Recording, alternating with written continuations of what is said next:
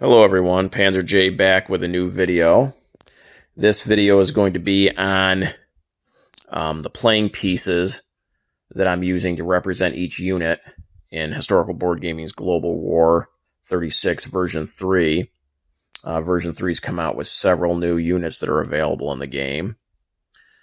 Today we are going to take a look at what I've got for the United Kingdom. Over here we've got the setup chart for UK. And as you can see, there's a little bit of a glare, but you got 36 and the 39 scenario. So obviously you're going to have different units available in each of those two scenarios. And all these I printed off. You can go ahead and the setup charts are available as a download off Historical Board Gaming. And then I went ahead to the library and just color printed off each of these. So that was probably 30, 40 bucks, but looks pretty good in the binder. Got each nation. So we're here at the UK. And the UK, I pretty much got every unit they have represented for the most part. Now, they don't have sculpts for every single unit that's available in the game. They do not have battle cruisers sculpts, and they also do not have coastal defense ships. There might be a couple other ones.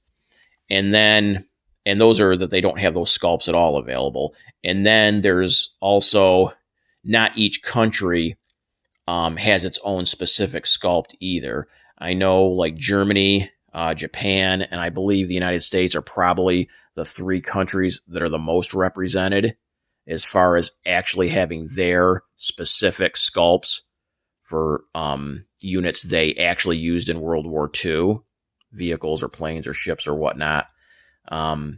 But some countries aren't quite as represented with their own specific sculpts.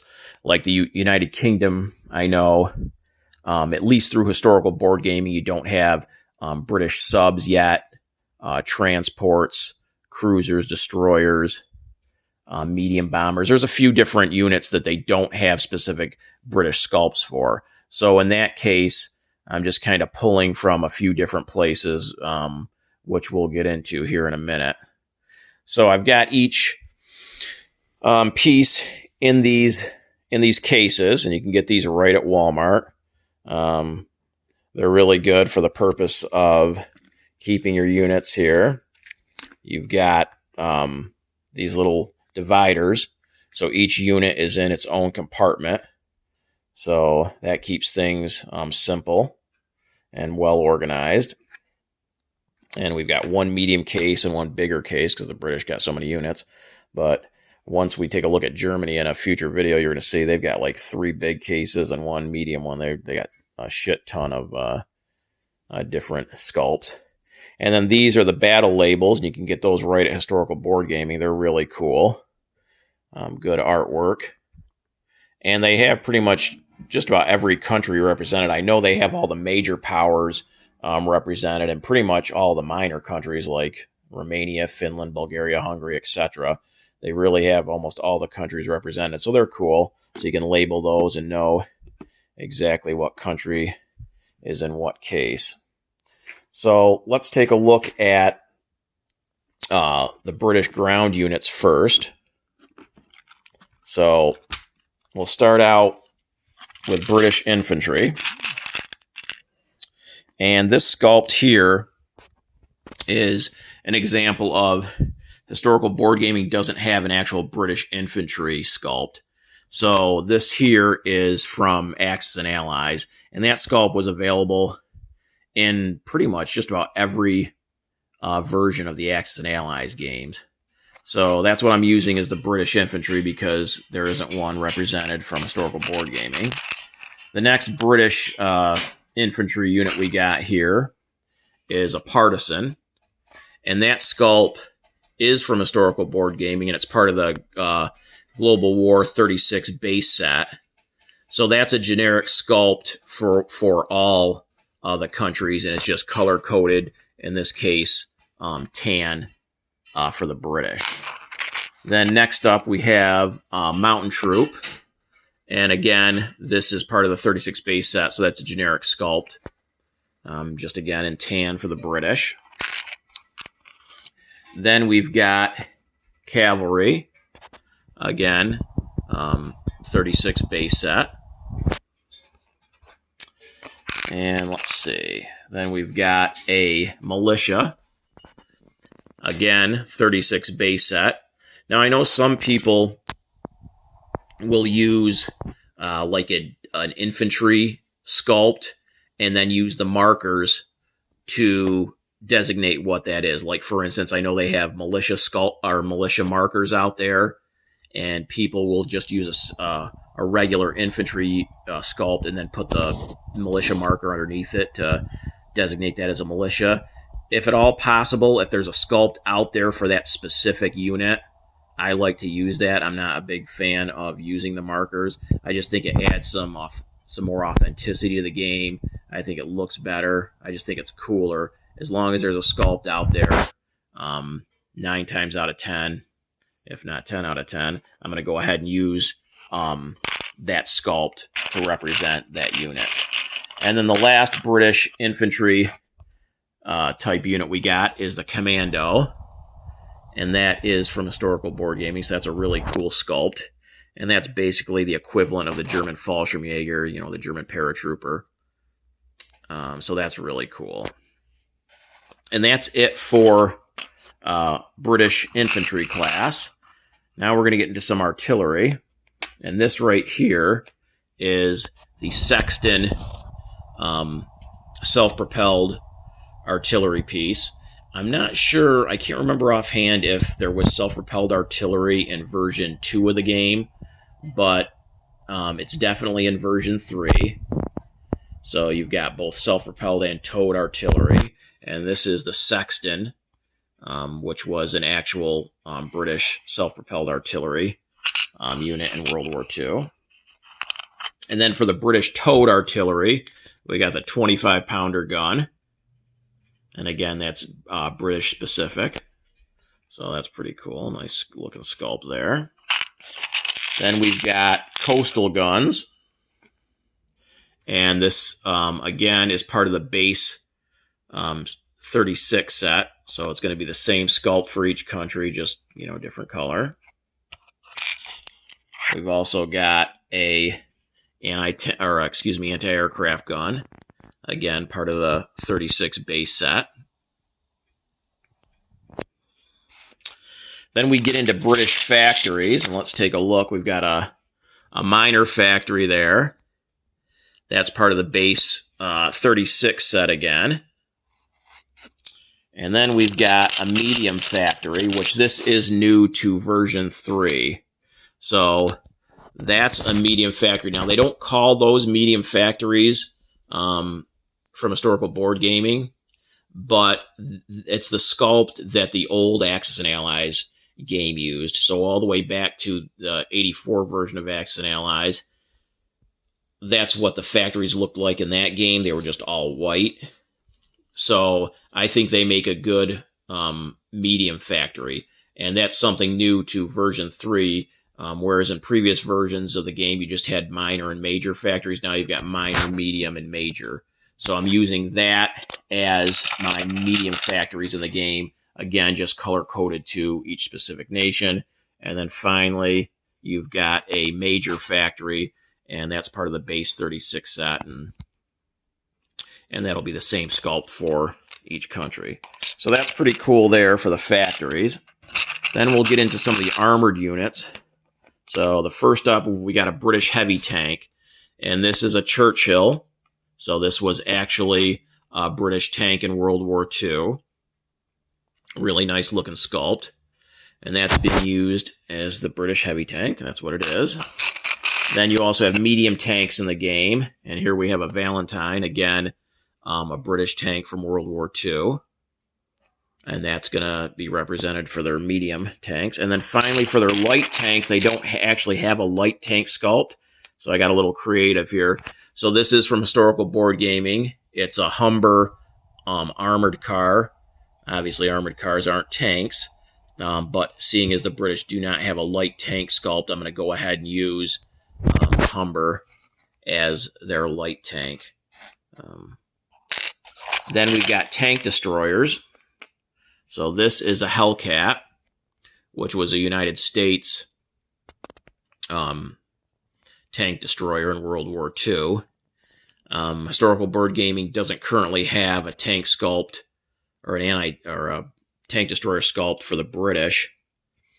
And I do not believe there's any tank destroyer sculpts at all, actually. I know Axis and Allies didn't make any. That's not a unit that's in any of the Axis and Allies games. So I'm going ahead and using the Hellcat, just colored in tan, for the British. And then finally we have their mechanized infantry, which that's the Kangaroo, the actual British mechanized unit from World War II. And then again, I've got, in the order I placed today, I've got some British motorized infantry on the way. So the difference there, motorized infantry would be wheeled transport, mechanized would be tracked. So motorized is available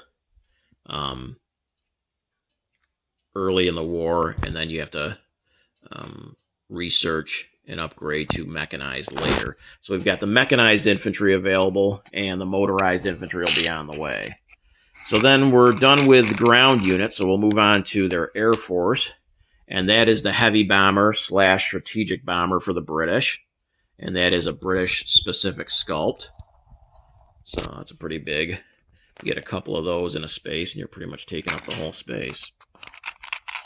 Then we'll move on to the British medium bomber. Now this is a case where, again, I had to get a little creative. The British don't have a medium bomber sculpt in the game. So I'm using the Fokker medium bomber.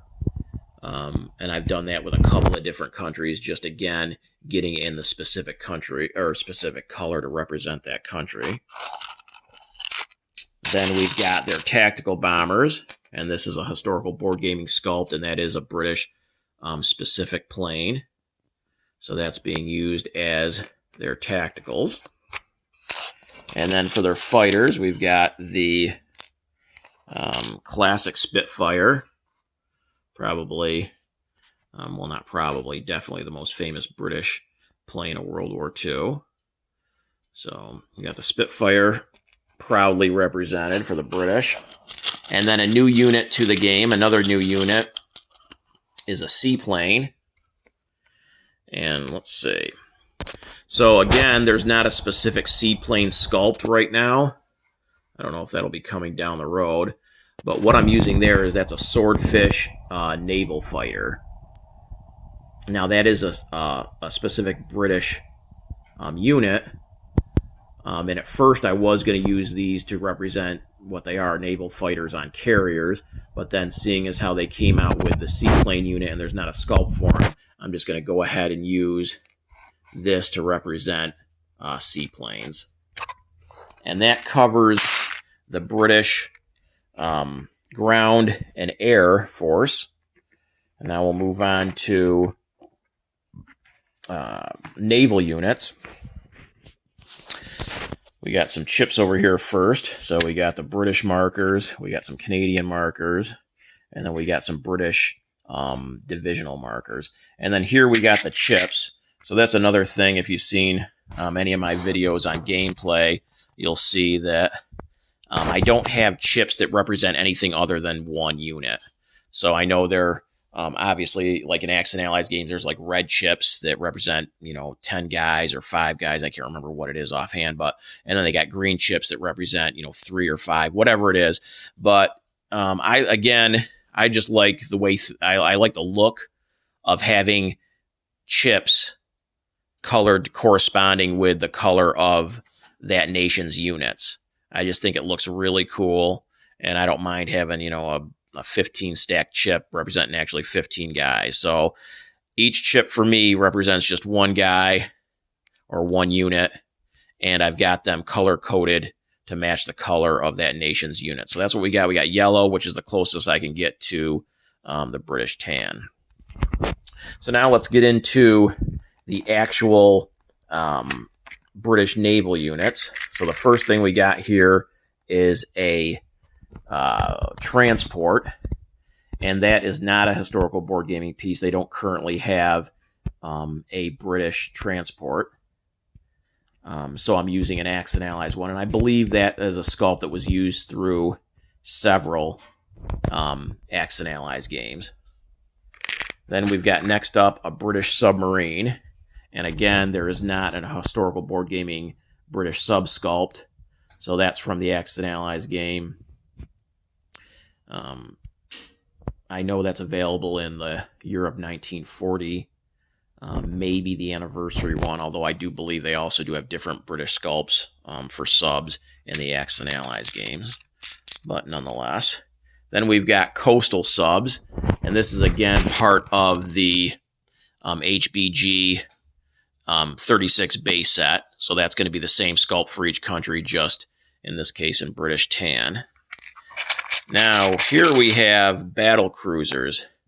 Those just came in the other day for me. Now, battle cruisers are a new unit to the version 3 game. So I was thinking, but historical board gaming doesn't currently have a battle cruiser sculpt, not just for the British, but for any unit. So I was thinking, well, what can I do? Again, I don't like to use markers. I like to have pieces representing, each individual unit. So I had to get a little creative here. So this is actually a sculpt. It's the British Hood, the ship the Hood, and it is an actual battle cruiser, and that's from the 1941-2012 anniversary edition. So I just got a bunch of those. I think I got 10 of these, and these are going to be my British battle cruisers in version 3. So that was kind of cool. Then we've got just regular. Now these are going to be heavy British cruisers, and again here there isn't a specific heavy cruiser sculpt. I believe actually the only 2 countries maybe that have heavy cruiser specific sculpts from historical board gaming are the US and Japan. I could be wrong, but I think just those 2. So this sculpt is from Axis and Allies, and this is available through several Axis and Allies games, and I'm using that as the heavy British cruiser. And the reason for that is because this is going to represent the light British cruiser. Again, there is no light cruiser sculpt for the British, so this is just like a generic, like neutral sculpt for the cruiser. It's not designated as a light cruiser, but that's the generic neutral sculpt in British tan. So we're going to use the neutral cruiser sculpt as a light cruiser, and we're going to use the actual British cruiser sculpt from Axis and Allies as the heavy cruiser. So again, you have to get a little creative and, make do where you can. For the British destroyer, that is again from Axis and Allies. There isn't a historical board gaming British destroyer sculpt right now. And that is, again, available through a bunch of different of the versions of Axis and Allies. Then for the British fleet carriers, you got the Ark Royal, which was an actual British aircraft carrier in World War II. And that is from historical board gaming, so that's a really nice sculpt. A lot of detail there. And that's going to be the British fleet carrier. Then for the British light carrier, and that is a historical board gaming sculpt, but that's not a actual British unit. That's a U.S. Casablanca light carrier. But the British, again, they don't have their own sculpt right now. So I just got a few of these in, again, British tan, and that's going to be their light carriers. And then finally, we've got the British battleship, and this is the King George. So it says King George right there, King George V. So that is an actual British battleship from World War II, and that's a really nice looking sculpt, and that is from historical board gaming, and that's going to be their battleships. And that's it for British units. There is a couple, again, that still aren't represented. Coastal defense ships. I'm just using, again, torpedo boat destroyers to represent those for the time being. And then they're also new to version 3. There's like heavy battleships and fast battleships. So I don't have any sculpts for that. I'm not sure what I'm going to do. If any of you guys got any suggestions or what you're currently using to represent those units, feel free to leave comments.